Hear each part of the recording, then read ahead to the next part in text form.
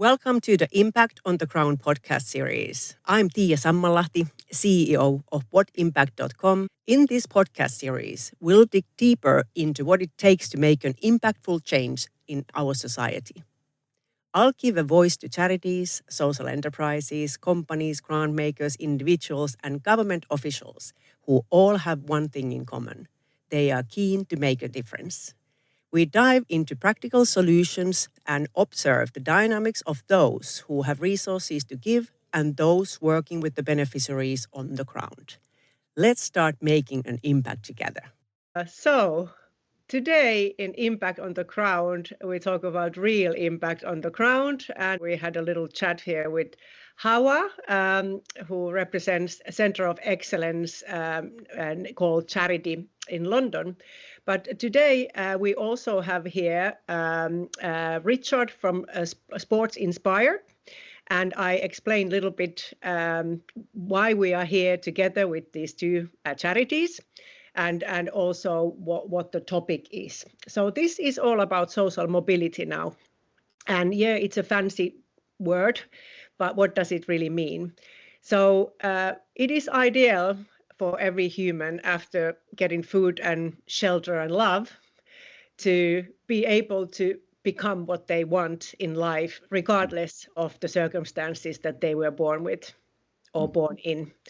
And that's what we're talking about today. How can we guarantee in this society that your background doesn't define who you become, and you have like other support and enablers on the way to reach your dreams and shape your own life? And today we talk about the role of sports in this scenario.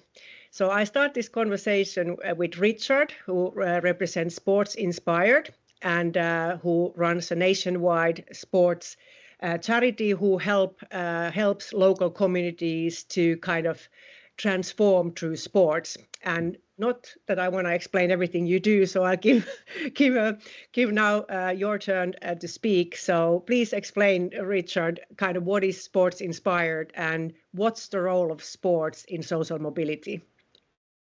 So Sport Inspired is a national charity absolutely dedicated to helping all people enjoy being active. We see the world in very simple terms, that sport is a powerful, a brilliant way to help people have better lives, no matter their circumstances. But we see sport as something for absolutely everyone. It's not about ability, and it's definitely not about affluence. And so our goal is to make sure that everyone knows that they can enjoy being active, first of all, has positive experiences in sport, and then secondly, has that opportunity, which is where bringing, in this case, football to Graham Park in North London is what helps all of these kids, boys and girls, to then have the opportunity to play that sport, football, and use that to help grow their confidence, grow their skills, and hopefully give them a platform to achieving whatever it is they want to achieve. So you have an important role operating now almost like an advisory organization for Center of Excellence, but other like a small local charities. How did you come about taking this kind of a role and not doing it yourself, in the area? Yeah, well, we usually approach organizations that already exist, be it local sports clubs. We do a lot of work through schools, and look at how we can help them do more through sport, access more kids or adults, and how we can help them look at starting up new sessions, new clubs, and in this case it was something a little bit further about starting up something completely new, but doing it in partnership with the local community. So this was something that right from the start was a partnership between Centre of Excellence and Sport Inspired. And so we brought our expertise in community sport and how to set up community sport to work. But Centre of Excellence, provided everything else. They provided the energy, the enthusiasm, the people. I mean, it's not an exaggeration to say they are there week in, week out, day in, day out, doing all the hard work on the ground in making sure that club works, is brilliant, is there for the kids and the people. And as the months have gone by, then we're able, Sport Inspire is able to do less, so that we are just helping give some bit of guidance and a bit of support, particularly in helping to find funding, and that Centre of Excellence does everything else. Okay, well, that's great. You're like a big brother, not watching, but supervising and helping out in practical things. And yeah, it sounds really nice. So now we have Hava and Samia from Center of Excellence. So Hava, you operate as a leader of this Center of Excellence in Graham Park in the London Borough of Barnet. So how did you become a leader of this community group? Center of Excellence was actually established by one of my colleagues. He was actually founder, and then the where we live in Graham Park is actually a very poverty area. And after COVID, we realized people needed a support, and he came around and said, we actually established a community center where actually we could help people with mental health problems, with the Somali community suffering with the language barrier, digital barrier, as it's going to be now, even worse for many people. And we established it as together on the 2022 in February, and it was really a huge success because the need of the community center was there for in Graham Park in Barnet in general, but in Graham Park where we actually were based in. And the first day we had already 150 people coming into the event to said, oh, we need this one. You should have, if you could help us. And we knew the problem, but they had many things on the list. And sports was one of them as well. But then again, it was like right time, right place when we met as we established in February, from December, then the first launch we had in February. And we met in May 2022, we met Richard.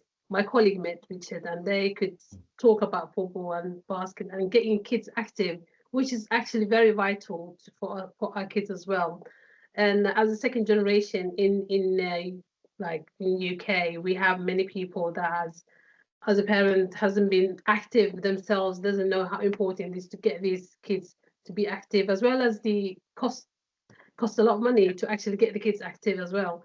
So in that reason, we as a community was asked to provide and safe place for the kids, football, all the sports. Even the adults wanted to have exercise classes, and many of them had all that list. But then through the social interaction, we met Richard, my colleague met Richard, and they had a conversation, and they had pilot programs happening in Saracen in June 2022. And then again, we had another conversation in October, and then we started with these amazing football club January 2023.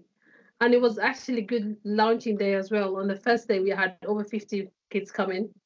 It was very interesting because the kids and the families that lives in this area was looking forward to have activities for their kids, a safe place, a free place would be actually top of the cake as well.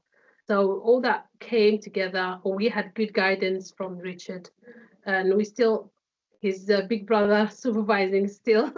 Well, he's done a good job with us. I mean, from not having a club before, for not having any of these activities, as we started the community, everything was new for us.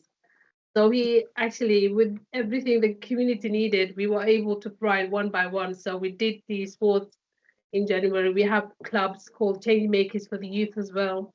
We have Tiia for the fathers. But then the highlight of these was the football and the basket for the girls now.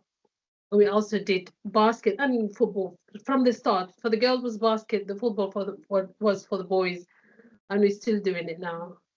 Okay, that sounds amazing. And I think this model seems to be working, that like you said, that you didn't have experience and, but then you have like a pilot program, you can be supported a little bit, but then you can continue working on it yourself when you kind of establish the knowledge. So just a question, what is the feedback, let's say, from one or couple of beneficiaries, like the parents of the children or children, on what has it done for them that the child can attend sports? A huge change. Many of them had more confidence. They actually felt, and this is the only club they go into as well, is this Friday clubs, and they're looking forward throughout the week. The parents keep telling us on Thursday and Wednesday they're starting. Is it going to be Friday? When is it Friday? When are we playing football? Like literally, some kids that doesn't know the day, because we're starting from 4 years old, as early as 4. They said the kids had more skills, better skills in football at school. They're playing like the game they're playing. They get better skills. They get friendship. They got social interacting better. They get more confidence by we giving them the skills and we give them the training, and then we also, tested them every week, week in, week out, and that makes them feel like, oh, I have improved on this and I improved on that. So and Samia is actually one of them, and her brother is actually going on this football from January 2023 up to now. He's been, and she can talk about how he is actually transformed as his football is getting better and better. Yeah. So I believe, you start to belong to the community when you can really kind of build connection and kind of you can be sure of your skills as well and kind of succeed. And it's so important for anybody's confidence and being able to do that. And yes, the cost of living crisis, it's here, but it has been here quite a long time. So if it's 20 to 25% of the children in this country live under the poverty line, these families don't have then money to pay for these hobbies and buy the kits and boots and so forth, because otherwise there is not food on the table. So this is extremely valuable. Could you, Richard, tell something about Graham Park? We spoke earlier when we were preparing for this call, and you said that as an area, there are just no opportunities. So this is quite unique. So what is your viewpoint? You have been all around UK, kind of where the sports are facilitated and where they are not. What struck you when you went to Graham Park?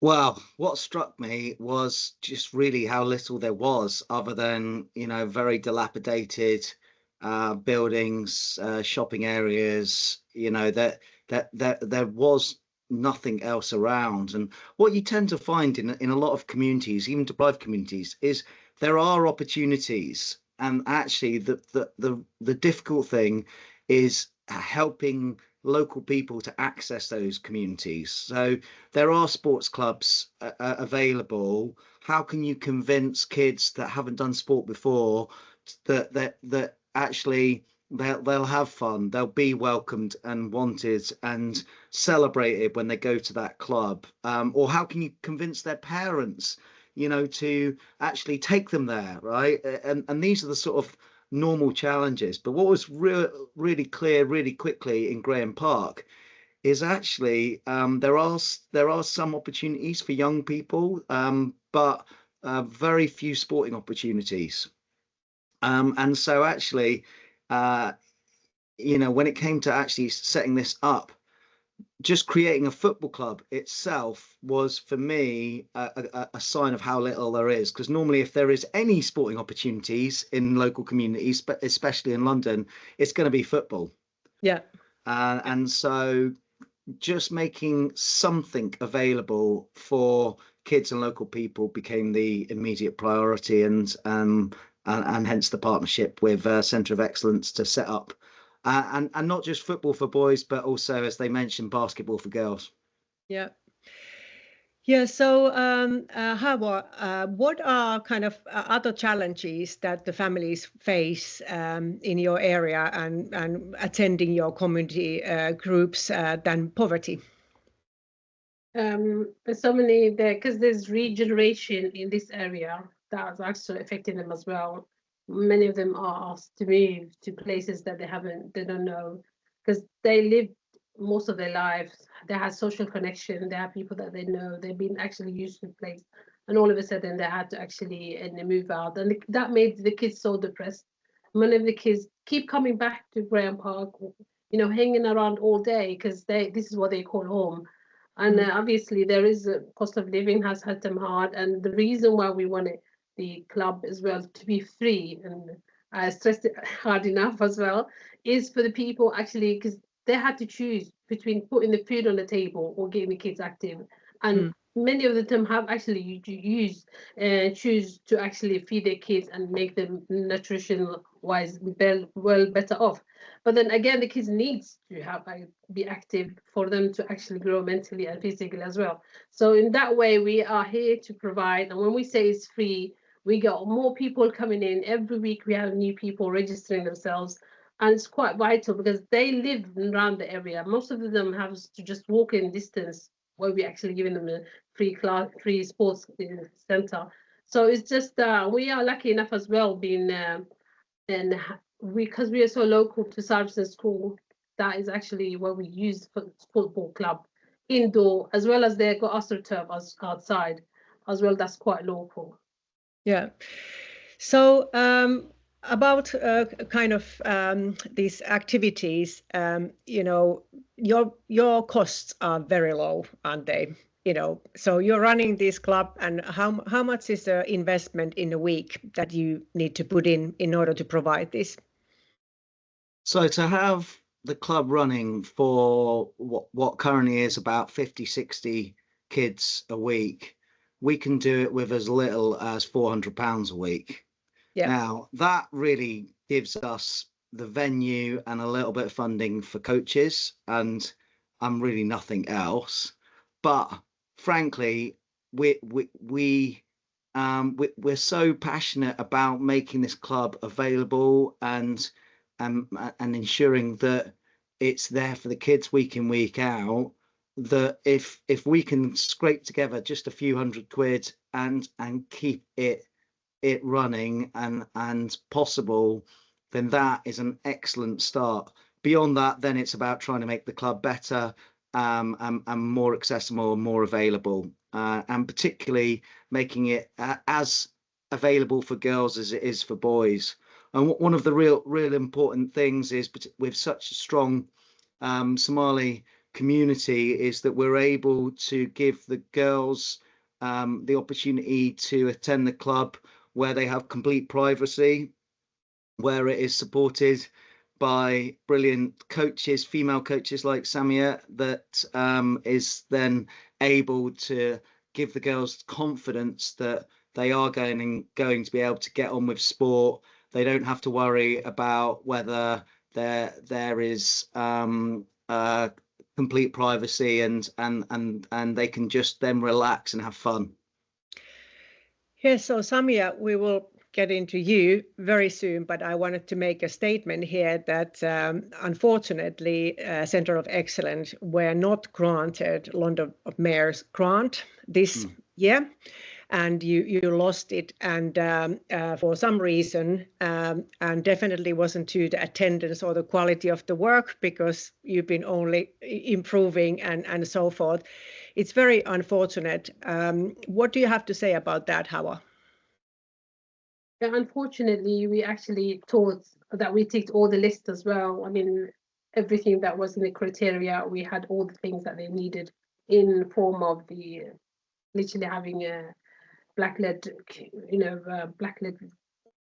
leaders, as well as the female leaders, as well as the poverty area, that which Graham Park is actually most poverty area in London, I could have said, or in Barnet itself. So we thought we had such a good hope to get that one, and obviously for some reason it wasn't going through, but we hope we're going to get through next time. Yeah, absolutely. And of course, budgets are tight, but I'm bringing this up not to blame anyone or saying that somebody else wouldn't need it and you would. That's not the point at all, but it just demonstrates how charities struggle with funding at the moment. There is not enough funding for these kind of community activities, and it really hits the society hard. But anyway, at this point, just wanted to present that we at What Impact have now partnered with Sports Inspired and Center of Excellence and some other football teams, and we are putting together a big Christmas donation campaign. So pre-loved football boots, kits or new ones, and money donations can be sent to several organizations across the country for those kind of clubs that offer free clubbing for kids. But we will talk about that later and on What Impact other channels. But Samia, to you are a female football coach for female footballers. So how do you find it there? What makes you do this? So as being a Black Muslim girl, it is quite hard to see a lot of Black Muslim girls as coaches. There is some, but not in estates where they need it the most.